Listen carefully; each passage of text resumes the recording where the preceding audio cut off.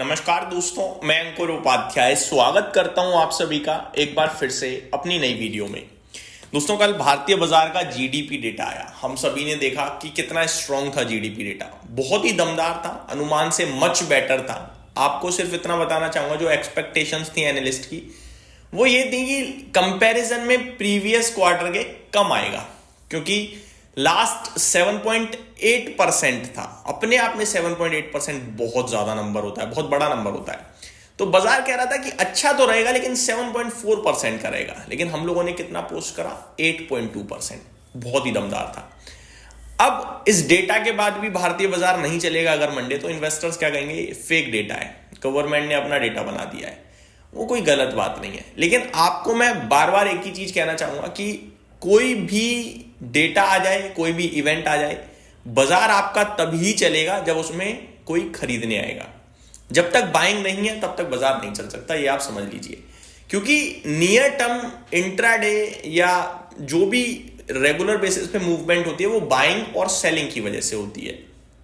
अगर सेलिंग है तो आपको भी पता है लोअर सर्किट लग जाता है, अगर बाइंग है तो अपर लग जाता है। ये पैसे का खेल है। वहीं लॉन्ग टर्म में क्या होता है, अगर आज अच्छा डेटा है तो आज नहीं, कल कल नहीं, परसों उस पर रिएक्शन आना ही आना है। अगर एक आध साल नहीं आएगा तो बहुत ज्यादा अंडर वैल्यू चीज हो जाएगी, तो फिर अपने आप निवेशकों को दिखने लगेगी, तो फिर आएंगे। तो क्या है, स्टडी है सब कुछ, ठीक है, वो उन्हें भी दिख रहा है, हमें भी दिख रहा है। बट क्या है कि डेटा भी अच्छा आ गया, इसका ये मतलब नहीं ना कि अभी चल जाए बाजार।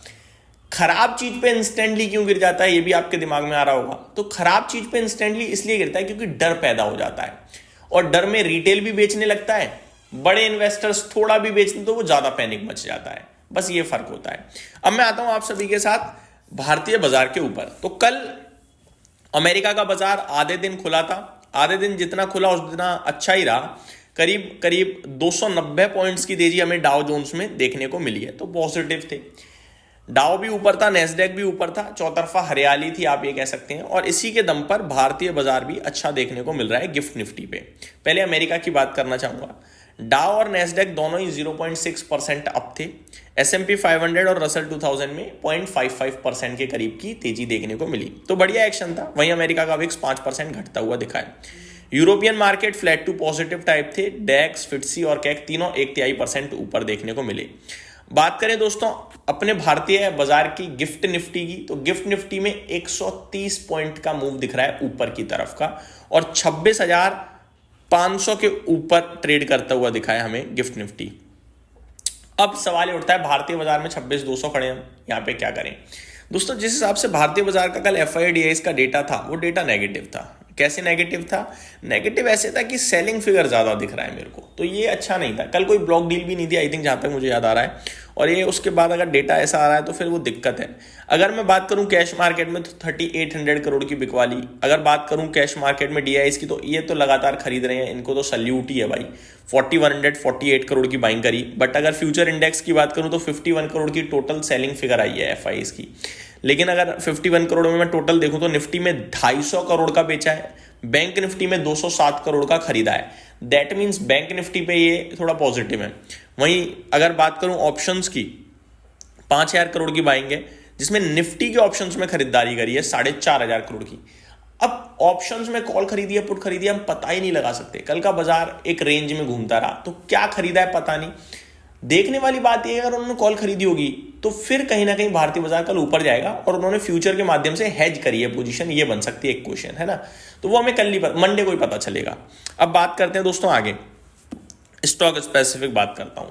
उससे पहले भारतीय बाजार को लेकर व्यूअर्स को सिर्फ इतना कहना चाहूंगा, पॉजिटिव रहिए, ज्यादा नेगेटिव होने की जरूरत नहीं है। 26,200 के ऊपर है, 26,200 पे सपोर्ट पुट राइटर एक्टिव हो रहा है। अब देखते हैं मंडे को किधर जाता है। बाकी जितने संकेत अच्छे आ रहे हैं, लग तो ऐसा रहा है कि यार 26,400 की तरफ जाना चाहिए।